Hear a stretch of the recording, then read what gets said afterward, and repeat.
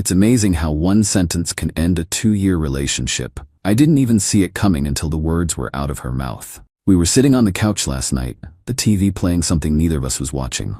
I'd asked a simple question. How was your dinner with Liam? Liam is her ex. She'd been seeing him for closure coffee or catch-up dinners about once a month for the last 6 months. Each time I'd swallowed my discomfort. But this time she'd come home smelling of his specific cologne, the one I'd smelled on her jacket a few weeks back and ignored. I just wanted a straight answer. She looked at me, a little smirk playing on her lips, and then she laughed. She actually laughed. Funny how you get jealous when I see my ex, she said, her voice dripping with condescension. Maybe that means you're not boyfriend material. I said nothing. I just sat there, looking at the wall behind her head. The words echoed in the quiet room. She seemed to expect an argument, a plea, some kind of emotional reaction. When she didn't get one, she huffed, stood up, and went to the bedroom, slamming the door behind her. I stayed on the couch. I didn't follow. I didn't yell. I just replayed that sentence in my head. Not boyfriend material. It wasn't an accusation. It was a verdict. And I decided, in that moment, that she was absolutely right. I wasn't material for a boyfriend like her, so I was done. The next morning, she was gone before I woke up, probably expecting me to spend the day stewing and then come crawling back with an apology for my jealousy. I did not. Instead, I went to the storage unit and picked up a dozen large cardboard boxes. I spent the entire day methodically going through the apartment, packing every single thing that belonged to her. Her clothes, her makeup, her books, the little decorative trinkets she'd scattered around the place. I was careful. I wrapped her ceramic mugs in newspaper and put her jewelry in a separate padded box. I didn't throw anything, break anything, or keep anything. By 4 p.m., 12 boxes were neatly taped up and stacked by the front door. The last step was the most important. I'd found Liam's address easily enough from an old Christmas card she'd left in a drawer. I paid for a courier service online. It cost me $227.50 for same-day premium shipping. The confirmation email arrived at 4:15 p.m. with tracking number 881-4B7992C. I printed the receipt and left it on the now empty coffee table. I shipped every single one of her belongings straight to her ex's front door. Then I ordered a pizza and waited. The first call came at 7:03 p.m. It was her. I let it go to voicemail. The message she left was frantic. Where's all my stuff? What did you do? This isn't funny. Call me back right now. 5 more calls followed in rapid succession. I ignored them all. Then came the texts. A flood of them, starting with confusion, then escalating to rage, then devolving into threats.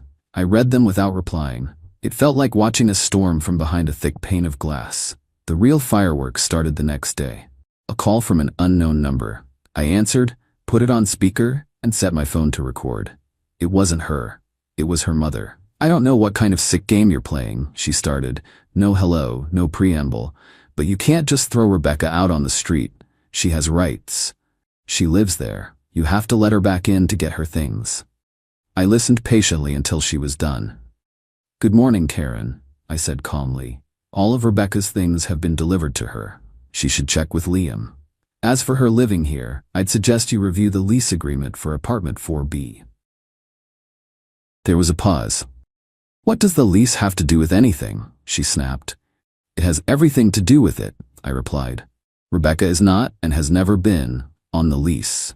She was a guest, my guest, and her invitation has been revoked. This was the first major pillar of my plan, and I had built it on a solid foundation. When we moved in together, I was the only one who signed the lease. She just started a new job and her credit wasn't great, so we agreed it would be simpler for me to be the sole leaseholder. At the time, it felt like a gesture of support. Now it was my shield. The guest clause, Section 7, subsection C, was crystal clear.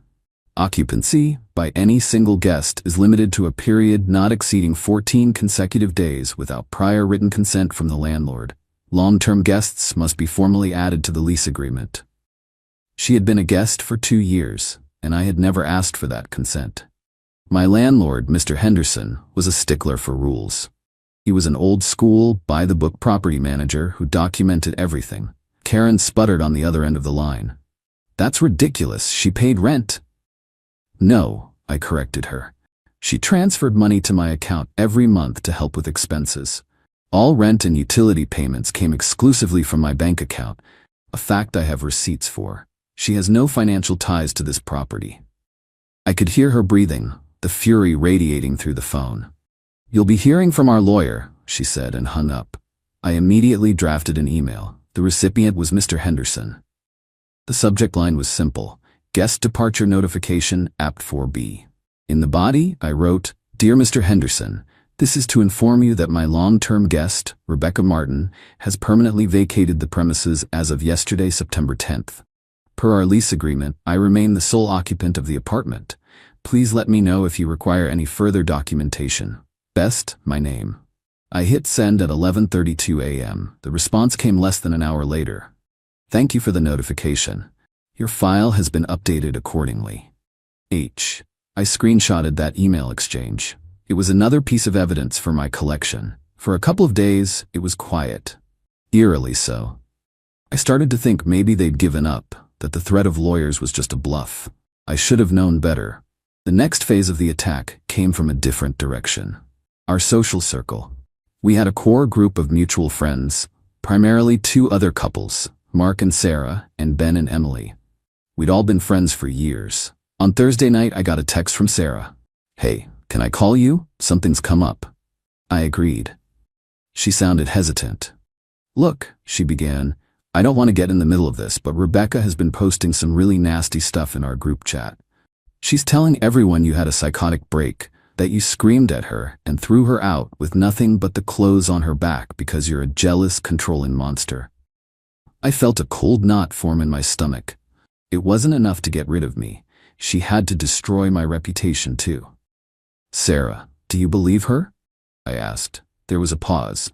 Honestly, it doesn't sound like you, but she's being very convincing. She's saying you were tracking her phone and that you threatened her. This was the smear campaign. I had expected it, but hearing the specifics made it real. Could you send me screenshots of what she's saying? I asked. Sarah hesitated for a second, then agreed. A minute later, my phone buzzed. There were 5 screenshots from their WhatsApp group, the gang. I read through them. It was a masterclass in manipulation. Rebecca's texts were filled with tear-eyed emojis and dramatic pronouncements. I'm just so scared. He was like a different person. He screamed at me for hours. I was terrified. He probably burned all my things. All my family photos are gone forever. Ben and Emily were eating it up, sending messages of support. Mark was quieter, mostly just reacting with emojis. The most damning lie was the one about the screaming. My entire response was predicated on the fact that I had said nothing. I knew a denial wouldn't work. It would just be my word against her dramatic performance. I needed irrefutable proof. I spent the next hour crafting my response. It wasn't for the group chat. It was a single, targeted message to Mark and Sarah. I trusted them to be the most rational of the group. I wrote, Hey guys, I'm not going to engage in a public argument, but I do want you, our closest friends, to know the truth. I'm attaching 3 things. 1. A screenshot of a text from Rebecca last month where she admitted to lying about who she was with, saying she was with Sarah when she was actually with Liam. 2. A screenshot of the courier receipt showing I paid over $200 to have all 12 boxes of her belongings safely and professionally delivered to Liam's front door. 3. The final text she sent me before I decided to end things. The 3rd attachment was the key. I had saved it. After one of her previous closure coffees with Liam, I had texted her, Hope you had a good time. Feeling a bit weird about it all? Can we talk later? Her reply had been dismissive. Stop being so insecure. It's not attractive. We're just friends. If you can't handle it, that's your problem. I put that text right next to a screenshot of her group chat message, where she claimed I was a controlling psycho. The contrast was stark. I ended my message to Mark and Sarah with one sentence.